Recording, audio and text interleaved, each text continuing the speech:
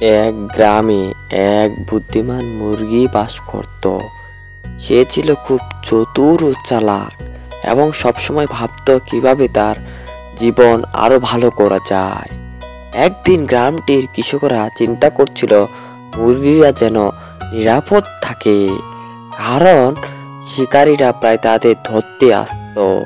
তবে বুদ্ধিমান মুরগি কিছু ভিন্ন পরিকল্পনা করলো। সে একটি পদ্ধতি তৈরি করলো যেখানে মুরগিরা সবাই একসঙ্গে রাতের বেলা একটি বড় গাছের নিচে মজুত হতে শুরু করলো। এভাবে শিকারীরা কোনোভাবেই তাদের ধরতে পারতো না। আরো একটি বুদ্ধি ছিল তার। সে জানতো কখন শিকারীরা আসবে, তাই সে অন্য মুরগিদের সতর্ক করত এবং সবাই গাছের উপরে গিয়ে লুকিয়ে পড়তো। একদিন এক শিকারী যখন আসলো, সে দেখে এক মুরগিও তার হাতে ধরা পড়লো না।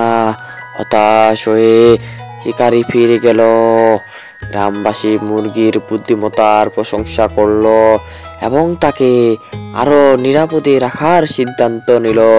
মুরগি তাদের শিক্ষা দিয়েছিল যে চতুরতা এবং একসঙ্গে বাস করলে বিপদ এড়ানো সম্ভব।